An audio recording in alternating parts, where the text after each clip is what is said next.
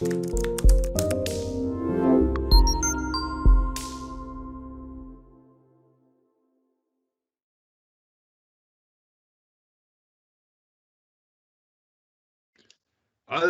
wir wollen heute über Daten mit Serverless-Diensten in Azure sprechen.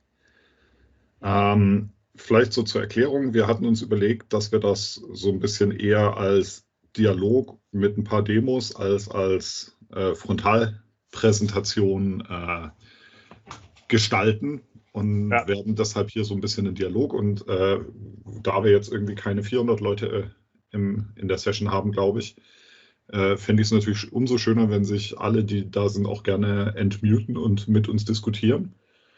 Weil ich glaube, das ist ein spannendes Thema, wo alle irgendwie was bei lernen können. Und ich glaube, das macht auch Spaß, wenn wir das so ein bisschen als offene Runde mit viel Diskussionen gestalten. Also wir haben jetzt nicht irgendwie so 784 Slides, durch die wir jetzt durchkommen müssen und die wir jetzt da durchpowern, sondern eigentlich haben wir nur für einen Punkt zur Erklärung 3 Slides und dann haben wir noch einen lustigen Cartoon dabei. Und das war's. Und ansonsten würden wir das eigentlich lieber so ein bisschen als Diskussion haben. Ja. Und fangen wir vielleicht einfach mal direkt, ich finde, dieser Cartoon ist eigentlich ein ganz guter Aufhänger dafür, dass man mal drüber spricht. Serverless, und hier ist das ja so ein bisschen dargestellt, die armen Server, die dann unter der Brücke im Karton leben müssen, weil sie nicht mehr gebraucht werden. So ganz so ist es ja nicht, Frank. Nee, aber was bedeutet denn jetzt eigentlich Serverless? Weil im Endeffekt, ich meine, wenn wir irgendwelche IT haben oder wenn wir irgendwelche IT-Themen haben, irgendwelche Sachen, die laufen, ich meine, da muss ja irgendwo ein Server sein. Das kann ja nicht sein, das läuft ja jetzt nicht im luftleeren Raum oder so. Genau, und das ist genau dieses Missverständnis, das man sehr oft antrifft, wenn man über diese Themen diskutiert, besonders im Datenumfeld, wo du ja noch mit Datenbankservern auch nochmal eine ganz eigene Welt hast. Es ist eher so, dass was damit gemeint ist nicht, dass es keinen Server gibt, sondern was damit gemeint ist, dass du diesen Server eigentlich gar nicht mehr siehst als Entwickler. Das heißt, da ist irgendein Server, eine Web-App, eine Function, eine Datenbank, was auch immer. Wir sprechen gleich, glaube ich, noch mal ein bisschen ausführlicher über Dienste. Läuft natürlich irgendwo auf dem Server. Da ist irgendwo ein Rechner, der das alles hostet. Aber anders als bei vielen Plattformdiensten, wo du dann sagst, ich möchte jetzt gerne eine Datenbank und die soll 25 Cores haben und so viel Throughput und so große Platten, machst du bei Serverless genau diesen Schritt halt nicht mehr. Sondern du sagst einfach nur, ich will eine Datenbank und kümmert euch bitte darum, dass sie läuft. Ist mir egal, was ihr dafür für Hardware braucht. Ben, eine Sache vielleicht, es sind jetzt doch noch ein paar Leute reingekommen. Maybe we can switch to English because I think there are some more people speaking English than German in this call now, so we just switch. Not an issue. I hope this is okay for everyone. So please go on and talk a little bit about the homeless servers. And since I don't have the Teams app open at the moment, just maybe let's repeat. This session is intended to be a discussion. So at any point, please unmute and join the discussion, or ask questions or anything, because we don't want this to be like a presentation where we show you hundreds of slides and leave you overwhelmed with content, but rather to be an interactive session where we discuss. Okay, so serverless, and that's the great misconception here, doesn't mean that there are no servers involved. It means that you don't need to or have to access those servers and scale them and take care of any aspect of running those servers. So maybe the terminology serverless is not the right terminology, because it gives you a wrong idea of what will happen underneath. Because what will happen is, of course, there is some computer, some server running your code, but this server, you don't need to take care about scaling it or about sizing, about anything. So basically, for me, sorry, Frank, serverless is taking the platform as a service idea to the next level. Exactly. So maybe serverless means more or less that you don't really have access to the server as such, to the operating system.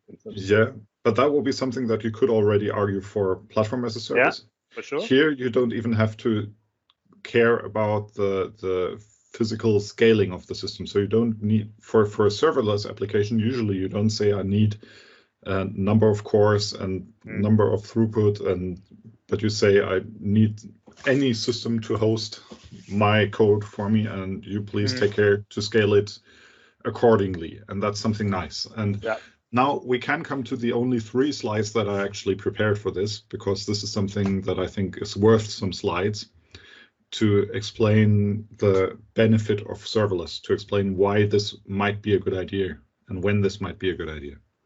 So what I've done here is the blue curve shows something like a load for, let's say, for a web application, just for simplicity.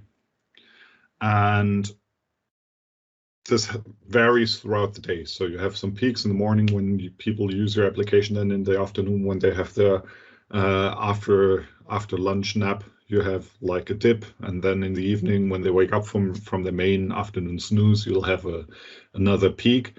And if you would host something like that in your own data center, you would probably provision a machine that looks similar to the pink box. You would say, okay, I calculate the maximum load that I expect, and I add some extra on top to be sure, and then I'll have that machine running this piece of code.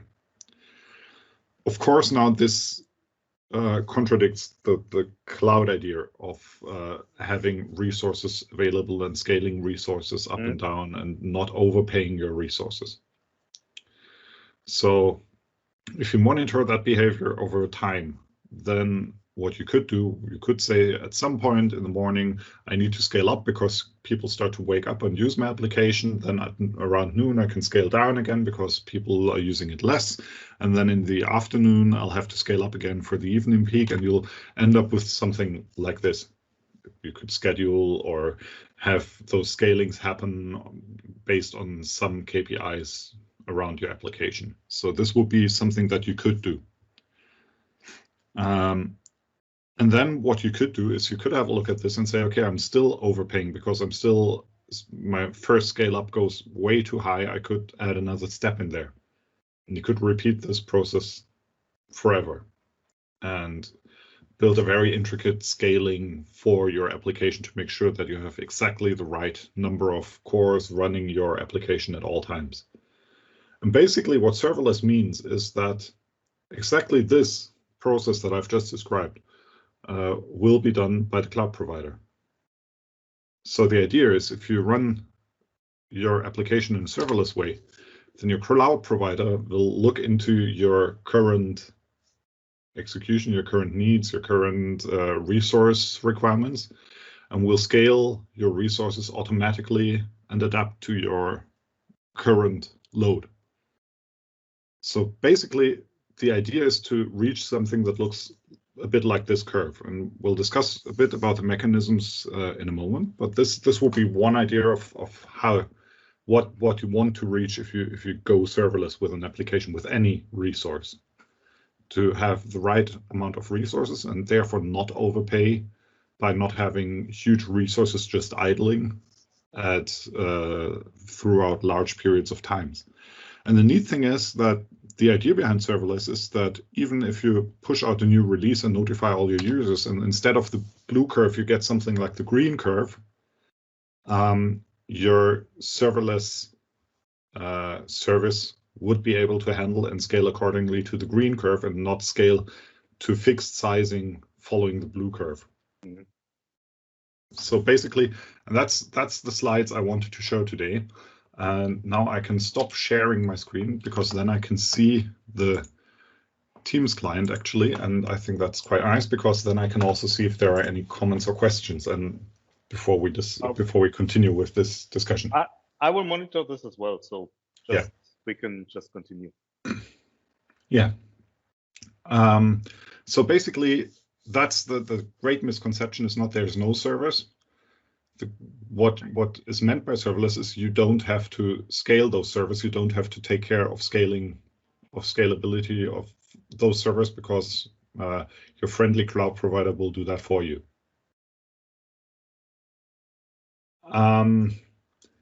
Yeah, so let's move on a step and talk about serverless services in Azure. Because there's some services that support serverless models so far, and many that don't, because sometimes, I mean, a serverless virtual machine doesn't make too much sense. So of course that's not an option. Would be nice, but that's not an option. But let's discuss services that are available in serverless mode. So Frank, which ones are you aware of? Well, for sure, there are services like Azure Functions, right? Where you can just implement some kind of code, and this code scales automatically. So it doesn't depend on, or it doesn't matter how often this code will be called. It will scale.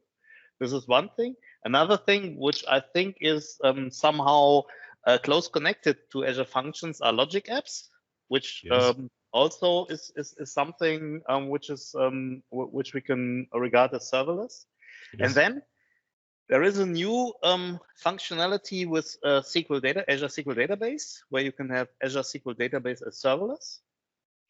And this is really interesting now. Yes, yeah. This is where stuff gets crazy. Yeah, this is where we start data handling. Yeah, let's go to this a little bit later. And for sure, there are other serverless functionalities in Azure, like Cosmos DB, like Data Factory, or Data Factory is something I think we can talk about if it is serverless or not. And for sure, storage. Right? I'm sure Stefan has an opinion about Data Factory being serverless.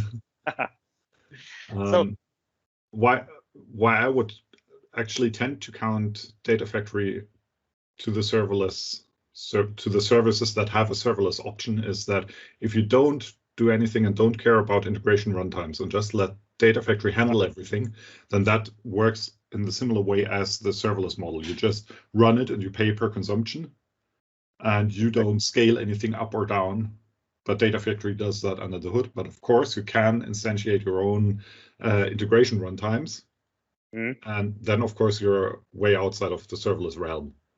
Yeah, but I would say is Data Factory, from my viewpoint, I would say that if you use it initially, if you create a blank Data Factory and just start creating pipelines, you're using it in a serverless mode, so to say. I would say you're right. Yeah, because you don't scale up. I thought in the minute I thought about it and came to the same conclusion and said you don't have to care about it. Yeah, you don't. If you scales automatically, then you can do this and that, and use an integration runtime in Brasilia, or do something like this crazy stuff. But you don't have to. Yeah, you don't have to. You can use it like a serverless service and just say, okay, dear Data Factory, this is the data I want to process. Please take care that it is processed in a timely manner, whatever that means. Yeah. And fire and forget, which is actually the way I prefer to use Data Factory, because I hate taking care of scaling stuff if I don't have to. So from that point of view, it's a serverless service. And there's one service that everyone always forgets when we're talking about serverless. There's one service where never ever have you had to determine anything that goes along memory or CPU or anything, and that's storage. Storage is a classical serverless service. I mean, does that mean the disks don't run on a server? No, of course not. But have you ever seen an option to control that server? I haven't. No, exactly. So for me, storage is a classical serverless service, especially with storage accounts offering stuff like queues and tables and stuff. Exactly. It gets even more intricate with having this in a serverless manner. And the other thing is that storage is also designed to have a very high throughput, so it can also scale. Yeah, and you don't have to take care of the scaling. No. The friendly guys at Microsoft do that for us. And we're very thankful for that. Yeah. Maybe another word which is often used, but it's not exactly the same as the managed service. Say Microsoft manages a lot of this for you. Yes. But this doesn't mean you can also have a managed service like a managed instance SQL Server. Exactly. Where you managed do services often associated with stuff like platform as a service. And so I think that the moniker serverless was made to distinguish from platform as a service, because it's not platform as a service, because it goes a step beyond that, because it takes away control levels that you have if you use a platform service. Yeah. And that's something I find quite cool. And since I have to admit, I'm not an infrastructure guy. I don't like to take care of number of cores, of memory size and stuff like that. I don't care about. I honestly don't care. I have some code I want it to run. Do whatever it takes to get it to run, but please don't ask me. And so I'm a huge fan of using serverless services, because this enables me to work in the careless, airheaded way that I like to work. And that's something I really like. You can concentrate on producing value with your stuff and your data and all this stuff. And this is a big advantage over infrastructure you have to manage by your own. Yeah. And I think if you can concentrate on these topics, then you can deliver more value than if you just that's debatable, but in the line of work that we work in, yes, I create more value writing code than managing a virtual machine. Yeah, I hope for my customers. Yeah. If not, then something's going seriously wrong. So okay, so we've seen one of the advantages of using serverless, which is the scalability, the scaling. But we've discussed that serverless takes the platform as a service idea to the next level. So it also has all the platform as a service advantages, like patching, like updating, like stuff like that. But it also has other advantages. Yes. One of the advantages, because of the scaling, is for sure if you scale very high, then you have to pay a lot of money. But on the other hand, if there is nothing happening, then you don't have to pay anything. Exactly. And now we're reaching a point where we can close again a bit the gap to the data handling topic.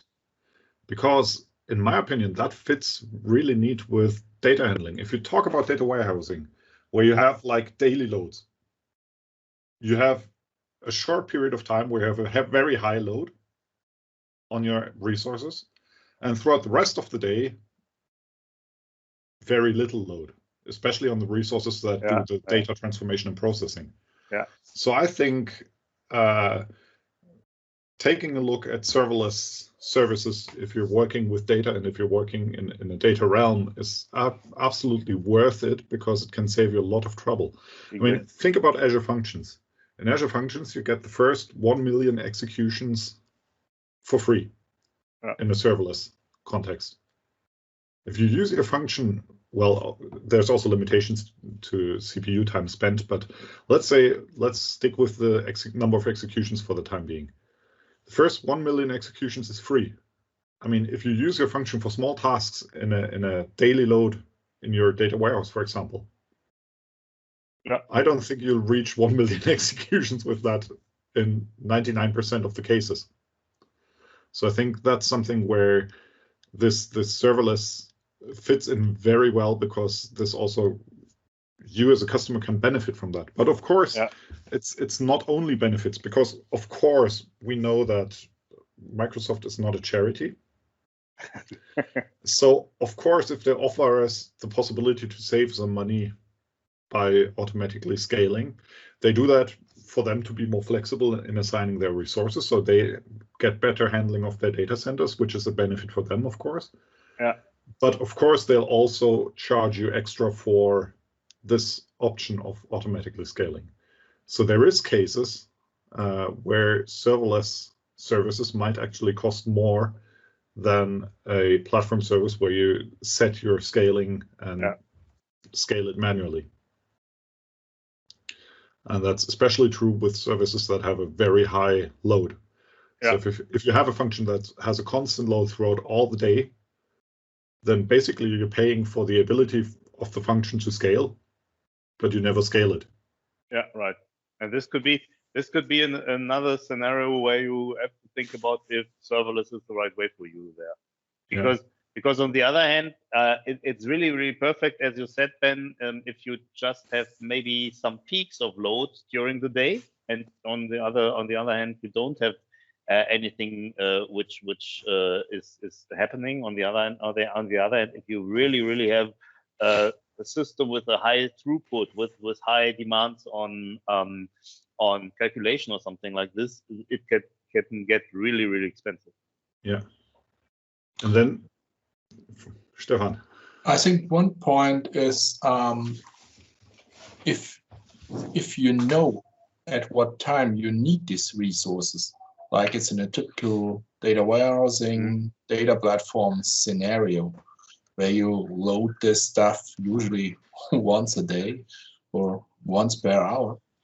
I think then you can always also do some invest some work into utilizing the resources you need at that moment. Yeah. And especially in Data Factory, you have options like using Databricks, and then it simply will start the server, and then you define the time, how long it will stay up and running until it sleeps again. Yeah, that's actually quite interesting, because let's talk for a second about that, because there Databricks does something that's typical for a serverless service, auto shutdown, without being a serverless service, because you actually define your cluster and the number of cluster nodes. Mm-hmm. So somehow Databricks messes up this clean picture that we had. But there's also an option in Data Factory where you can define kind of take a pool. I like to have such a machine processing this workload. Yeah. And if you choose this, it's more serverless than to say, okay, I have an existing cluster which is defined in this and this way. Yes, you can define server pools in Databricks and make sure that you assign server pools to your tasks. Yeah, that works quite well. But that tries to mimic that serverless behavior in a way. I agree. Yeah. And I think in this case, this is cheaper than using a defined serverless resource. And it's cheaper because Microsoft can say, okay, you are doing this at this point, and I don't have to listen all the time. Oh, when is somebody coming and wanting data from that server? Yeah, it's worth thinking about scenarios. It's worth, and I think that's an awareness that we need when we work with data, to be aware that there are serverless options and to be aware that they might be useful. For example, in a data warehousing scenario, if you know that each day you'll have or more or less the same amount of data to process, of course you can do way better by just scaling manually because you know the resource needs you have. But if your data varies depending on what your customer or their customers do, then serverless might be an option, because you might reach a constant execution time, even if there's huge amounts of data. So this is something that you should consider when you design your solution, and remember and think about what's the best way to go with your requirements. There's also another thing with serverless that needs to be discussed, especially serverless databases. Did anyone here already work with SQL Server Serverless? Yes. I had one pain when I started working with SQL Server Serverless databases. My one pain was that once I started bigger queries, I was getting timeouts. I was getting timeouts because it took time to scale up the service. So you need to implement stuff like retries. You need to remember to implement stuff like retries. And that's also why SQL Server or Azure SQL Database Serverless does it similar to what you described from Databricks, Stefan, in the way that you define a minimum number of cores and a maximum number of cores and when to scale down to the minimum. And the minimum is not 0. It's greater than 0 to make sure that your database is at least in some way responsive and doesn't need to start up from nowhere. But this is what you also pay for in that case. Of course, but if I think about many data warehousing workloads where we started to build scheduled scaling, and you scale up at the beginning of your daily load, you scale down at the end of the daily load, and you scale up in the afternoon when the analytics workloads start, and you scale down again at night, and you need to remember not to scale up on the weekends, and then but when the weekend is the end of the month and you need to do your Monatsabschluss, then you need to scale up again. So you run into huge complex logic of scaling stuff up and down, and it always pains me when I have to spend too much time on this kind of work. This is right, of course. I think then in that case it depends very strong on what external processing options you use, and how comfortable a data factory or whatever you use is in what it gives you as an option to automatically do those stuff. Yes. Yeah. And another thing that I learned when working with functions that sometimes hurts you, you need to think about how the scaling works. And it's not a scale up, but a scale out, meaning that you'll get a second instance and a third instance, an 11th and 12th instance. And you don't have a thing like sticky sessions, because there's no guarantee that you'll be directed by the load balancer to the same instance the next time you run your code. Yeah. So state and serverless somehow seems contradictory. It works, and we can talk about that in a moment. There is ways to make it work, but it's not as straightforward as if you have your instance and you're directed to that instance or to these instances each time you send a request. So that's something that you need to keep in mind if you design solutions that have requirements like, I want to return and I want to have the same session and I want to have the same information present. So if you're not working with data warehousing, but more in a data presentation way, you need to think about where am I routed and what data is available there in my local cache. And the answer in a serverless scenario is usually none.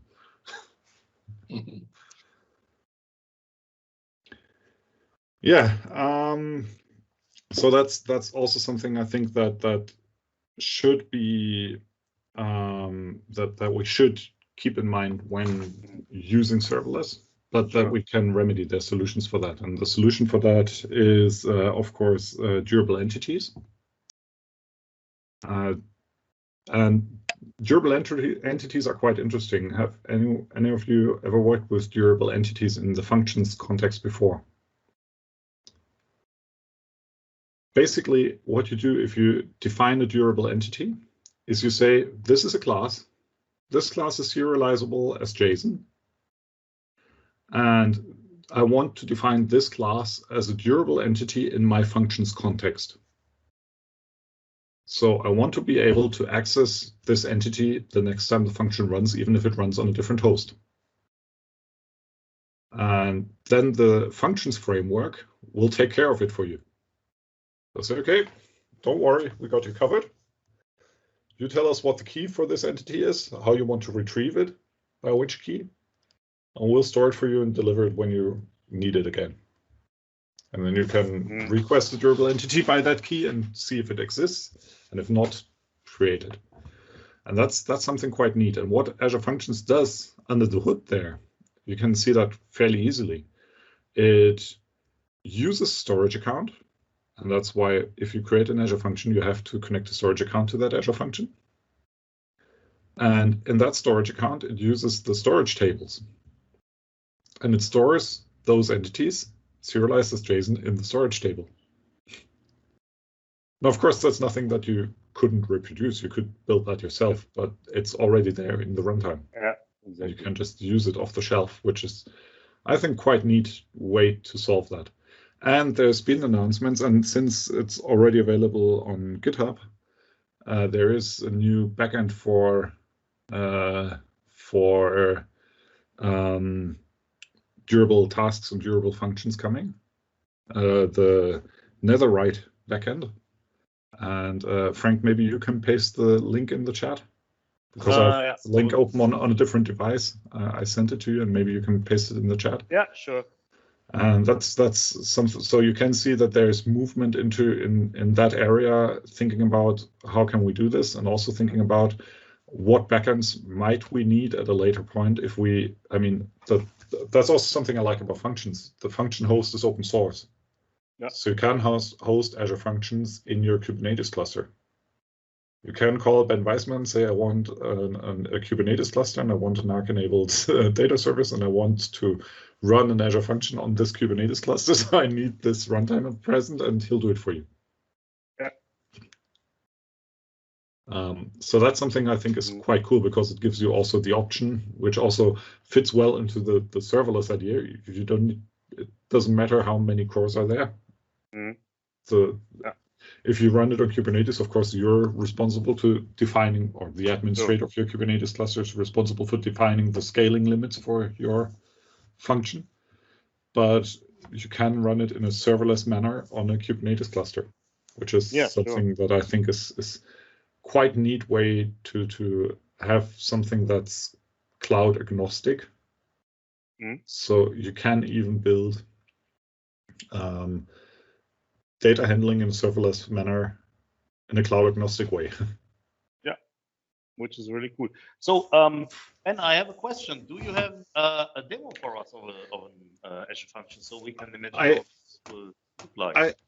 Basically, the demo that I wanted to show was, and I'll share my screen in a second. Yeah. I wanted to show in the portal, if you create a function, how to make it serverless, and discuss the different options that you have there. We'll provide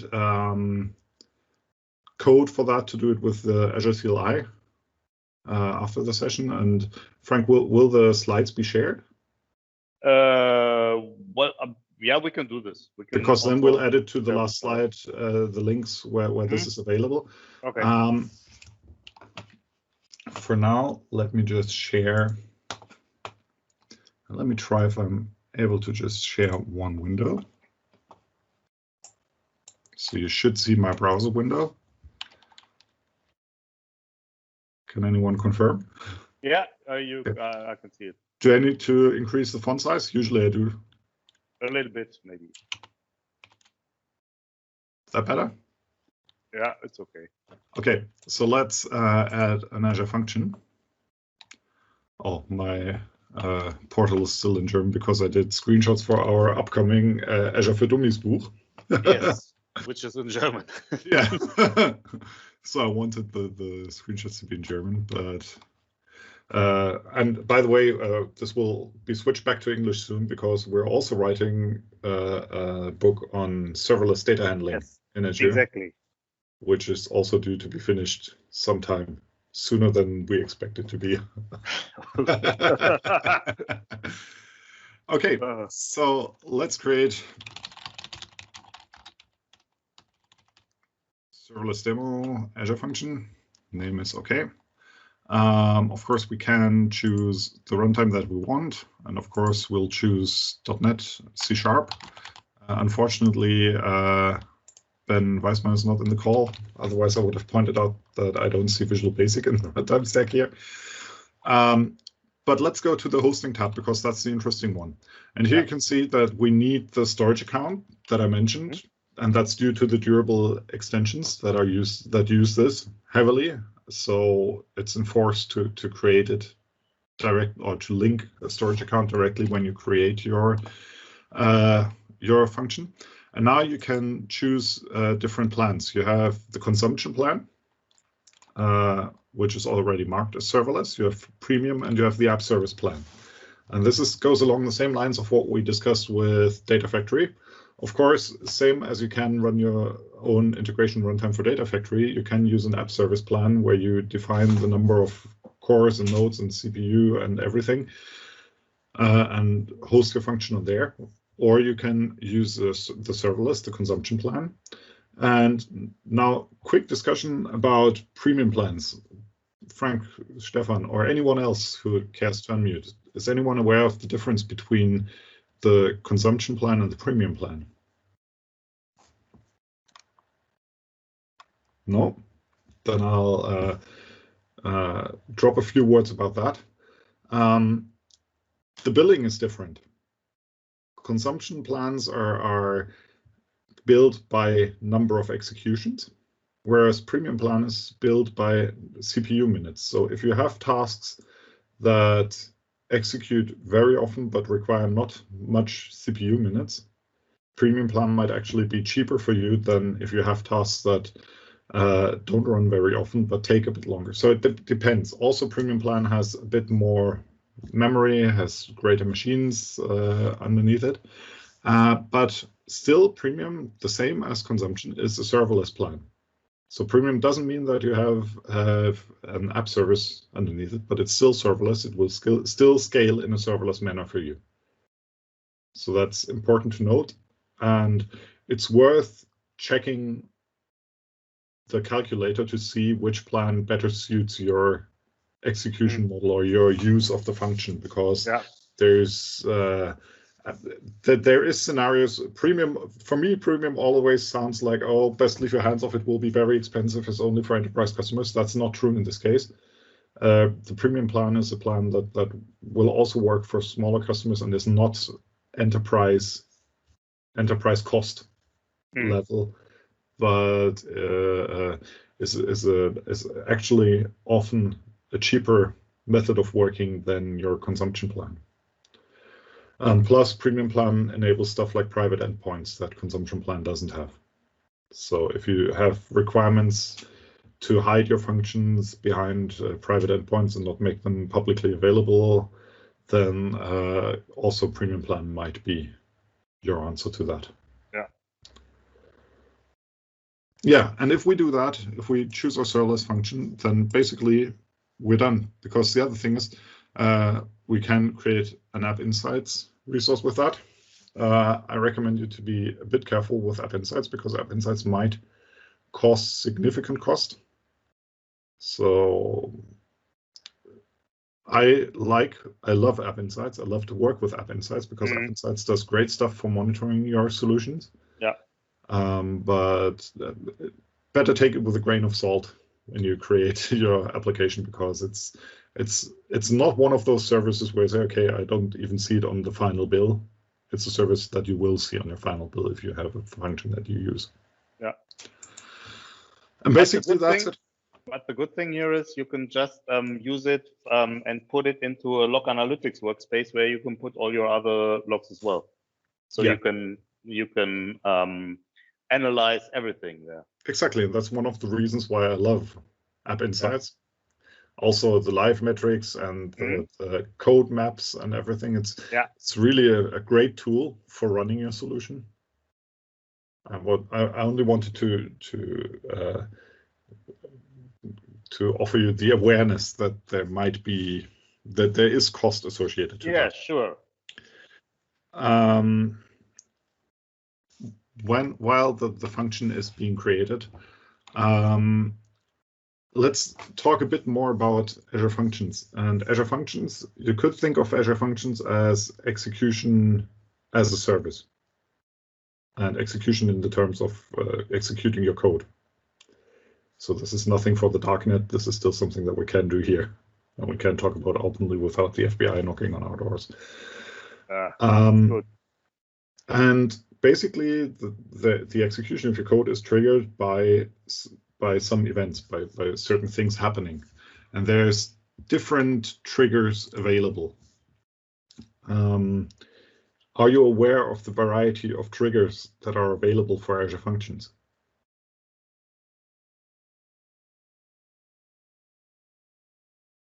Frank? Pardon? Are you aware of the variety of triggers that are available for Azure Functions?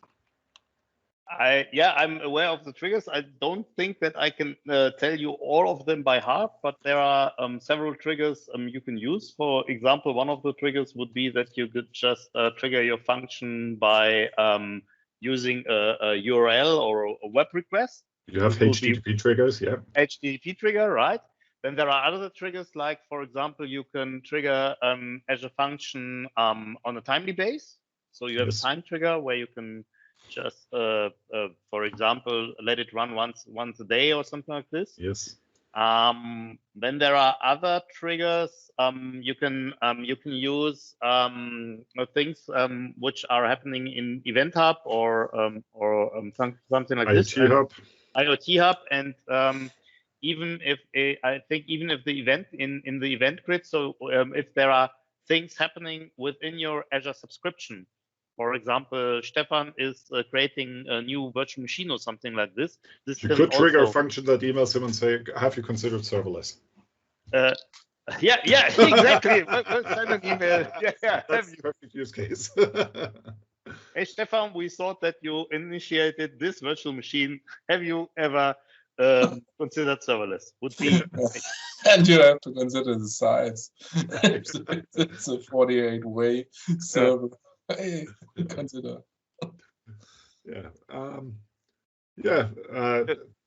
There's also one trigger, and I'd like to share one image in a moment. One trigger that I like to use a lot in data handling scenarios, that's queue triggers. Because queue triggers are, well, basically they work the same way as Event Hub triggers. If there's a message or an event on your queue, they trigger your execution. The nice thing is that queues come again as part of storage accounts. So you don't need any extra resources or anything. You have another serverless service that just scales for you, and you don't need to take care of it. And you can just attach functions to your queue triggers. And I'll show one slide in a moment, one final slide that I've prepared for today, where I would like to discuss this a scenario where I use this. I think we have 15 minutes left, right, Timur? Yeah. Okay. But first, let's have a look at this function. We have, and that's the point where many people get confused. We have the app service plan in our overview, and saying we have an app service plan for a serverless function that we created without app service plan seems a bit weird. But the Y1:0 says this is a serverless plan. So if you go here, it's sometimes a bit hidden to see that, but you can see that the scaling options are grayed out. You cannot use the scaling options because we are on a serverless plan and you don't scale this serverless plan. That's Microsoft's way of telling you, hey, this is a serverless plan. Don't touch this, you idiot. We'll do it for you. So basically, that's the way this works. That you have your serverless app service plan. Also, the wording when talking about serverless is sometimes driving me crazy. A serverless app service plan, as opposed to an app service plan with a server. And basically now we could go here and deploy functions with arbitrary triggers to execute whenever we need them. And I think that's quite a neat way. And now, since we started to discuss some data warehousing stuff, let me share that one slide. Let me share that one slide so that we can discuss this as well. And this is from a broader context of a demo. I'll explain. Did it share the window or the presentation? At the moment, nothing. But now there's something come. I think it's a window. Ah. Yeah. Okay, sharing PowerPoint is weird. I'll just share the screen and. Yeah. This is from a presentation that I gave where I demoed some of the data handling stuff in more detail and had a look at some code. And I did that presentation for the Azure Meetup Düsseldorf this week. Yeah, this week. And there's also a video on YouTube of that. And it was also I did a similar session for Data Platform Summit and for SQL Bits. But the idea was to say, okay, I have an Azure function. I have an API that does some strange, somehow a beard got mixed in here because my example was a guy, Bob, who is a music fan and who likes to stream the music that he listens to the cloud and create playlists. and he built his own beard authentication to access his playlist. So, but never mind that. Actually, Bob gave a really great session today. So the idea was I have an Azure function, which I trigger using, for example, an HTTP trigger. This Azure function gets the tokens that I need and then makes the first API call called getPlaylist. And we'll get a list of IDs, of song IDs. And then we get all those songs and we write them all into a storage queue. And then we have another Azure function that is triggered, that has a storage queue trigger. And if you place 1,000 songs into that storage queue, your function will run with 20 instances and just query the details, for example, the band information, which band played this song, the ID of the band that played this song, and throw that into the next storage queue. And then here we'll have the same pattern to fan out and get all the information about the bands. And each of those functions will then write the results into the database as well. And so this is a way where you can fan out if you have many API calls, and especially if you have sequential API calls that you need to execute. And sequential calls are always painful. If your API is slow and you trigger one function with an HTTP trigger, Azure Data Factory, no matter how long your function runs and what you set as timeout, Azure Data Factory does this great thing where it says, I need to get at least an acknowledge within 1 minute. And if I don't get that, I'll time out your request. And so, and I think on the one hand, basically what you're saying is that what you showed, that this architecture will just run no matter what. So no matter if you have one song or if you have 1 million songs, yeah, it will just run because of serverless. And it will scale out because of serverless. Yeah, so exactly. You'll have your number of functions just running in parallel. And you can, of course, improve that by saying, okay, I'll build durable entities with the songs. And if I already know that song, I don't need to refetch it from the API. So you can tune your execution here. Yeah, sure. Because usually once a song is in a playlist and has been published, usually it doesn't change too much. Yeah, that's right. I don't think that we'll live to see the day when Run to the Hills will be attributed to Britney Spears. But who knows? Strange things happening. Yeah. You can decide to cache stuff, and this is of course like a playground example. Yeah. The same thing, the same pattern I applied for a customer who wanted to read Jira information into his data warehouse. And I don't know if any one of you has ever worked with the Jira API. No. The Jira API is painfully slow, really painfully slow. Okay. And the Jira API requires you to do all kinds of chained calls. Like you get your projects, then you get the issues that belong to those projects, then you get the tasks that belong to those issues, then you get the work iterations of those tasks, the activities on those tasks, and you do all this chaining. And if you try to do that in one function call, sure as hell, if you have more than one issue and more than one project in your Jira instance, you'll run into timeouts. In German, I would say sicher wie das Amen in der Kirche. 100% guaranteed that you run into timeout issues and that it will hurt you. Another scenario that I use there, the Jira API gives you paginated results. So your results are limited to 50. So what you need to do is you need to say, okay, start at 0, get me 50. Start at 50, get me the next 50.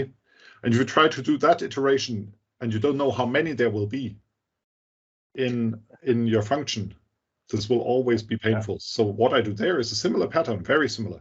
I get 50, I write them to the database, and then I write into the queue the information, get the next 50, start at 50. Then I get the next 50, I write them into the database, I write into the queue, start at 100. And iterate that until I get less than 50 results back. So that way I can even have a while loop running with multiple executions of the functions without running into any timeout issues. And this is something you don't fan out. You could fan out, but I don't fan out because the Jira API tends to sometimes be a bit unfriendly if you fan out and do too many requests. But that's also a pattern where you are able to use that. And here I have the problem: if I would scale based on a time, if I would scale manually based on time slots, I don't know how many iterations I need, because I don't know how many issues I will get. Yeah, sure. So I need to have very long gaps, and I need to monitor it constantly to know, okay, when can I scale down again? When am I done? And this is something that I can avoid. In that case, I can avoid having to look at the code once it's up and running by using serverless, because I can be sure that it's scaled down automatically. Yeah. Okay. SQL serverless. Yeah. Can you show a little demo? Should we create a serverless SQL database? Let's do that. That's crazy. Good idea. Yeah. Let's do that. But Frank. Yeah. While we do that. Yeah. If I have serverless, SQL serverless. Yes. Why do I have to create a server? Yeah, that's a very interesting question. Because as you said, if we go serverless, why do we have a server, right? Because I have to select a server before I have the chance to choose a serverless database. Yes. So if you remember all the old stuff like Management Studio, or maybe like Azure Data Studio or something like this, what you really need is, if you have such client applications, you need some kind of an endpoint where this client application can connect to, right? Yeah. Because I need to create a server. Yeah, and therefore you have to create a server, so you have something where you can connect to, and this is only like a shell, which combines everything, and which is the gateway to our serverless SQL server, or to our serverless database, right? So it's even if you, for example, writing your own application or something like this, when you connect to a SQL database, you have to have a server as an endpoint, and that's the whole story there. Okay. So yeah. And maybe the other thing, what you can do there as well is you can select the compute and the storage, right? And this is because what you can do there is you can select minimal cores and maximal cores. And go serverless. Pardon?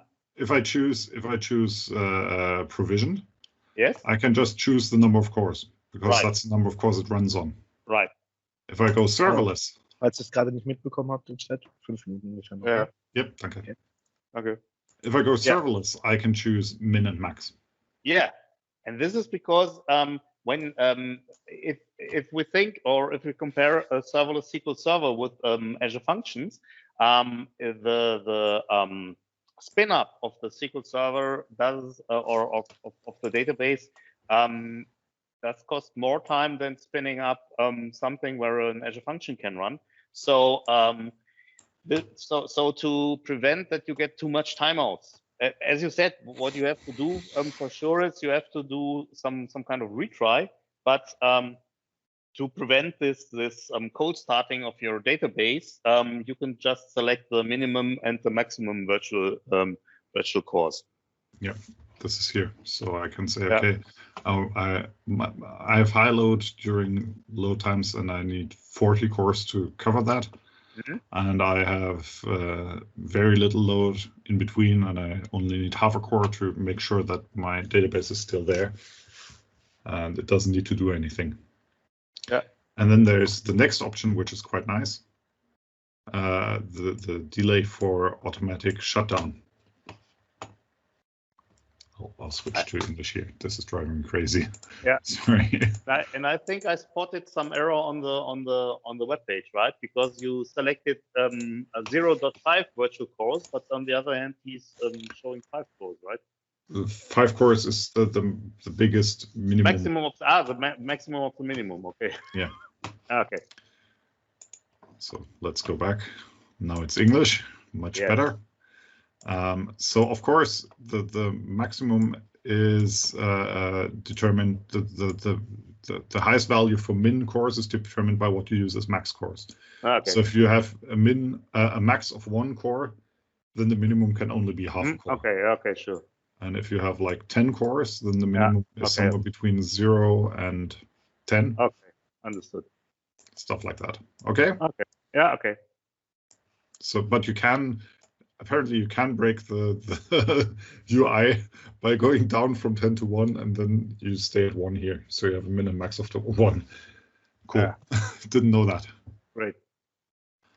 Okay, and then you have the auto pause delay. So you can say, okay, when do I want my server to go down to the minimum number of cores? When do I want it to scale down? Okay. You can say, okay, I want it to scale down after 1 hour, after half an hour, after 2 hours, after a day, depending on your requirements. Yeah. So this is also the options that you have when you create a serverless database. Okay. I think I don't need to click on create, because the only thing we could do afterwards is connect to a database, and I think that's not that. I think the important thing is to be aware that we have this option here. Yeah, right. Yeah. Okay. Then maybe the last service to briefly touch, and I know we only have 1 minute, is Logic Apps. Yeah. Logic Apps, I love to use whenever I need any of those connectors that they deliver off the shelf, because there's a lot of great connectors coming with Logic Apps. For example, you say, I have a customer who says, I want this data written to my Slack channel every day. You write a Logic App with an HTTP trigger, and you have a Slack connector, and you just write the data to your Slack channel. And being able to do that with a low code or no code environment is also something that's very neat for many data scenarios, especially if you think about, reporting today with a modern data warehouse infrastructure, with a modern data infrastructure, is not only we deliver reports that you consume. There's self-service, there's push into different channels. Yeah. And to enable these different channels, to enable to play data to those different channels, Logic Apps is often a great building block for modern data warehousing solutions. So that's the last, and we'll leave it at that, but that's the last serverless service that I would like to mention when we talk about data handling and about modern data warehousing solutions. And what's interesting here as well is that it's a no-code environment, or a no-code, low-code environment. So you can really work very much graphically here. You can just connect everything. And for sure, what you can do as well, if there is need for code, then you can call an Azure function. Yeah, you can always do that. Yeah, exactly, which is a great thing. Yeah. Okay, I think we're 1 minute over the time. So maybe, are there any questions? Anything we should discuss? Otherwise, we'll just keep talking for another hour. Who's after us? Pedro is coming at 3 o'clock, so this won't work. Coffee, fire break. No. Okay. So, if there are no further questions, then we will thank you all for attending this session. Yeah, thanks for the contribution. Thank you. Yeah, welcome. And Stefan. Exactly. And what we will do as well, for sure, we will put this on our YouTube channel. So if there are some interesting aspects you would like to have a look at afterwards, you can do it at our YouTube channel. Okay, since I apparently thought this whole we'll do it without slides concept through, of course we don't have a slide without contact information. Yeah, but I think we're not too hard to find in the internet. So just grab the search engine of your choice, and I think you will find us there. Yeah. Okay.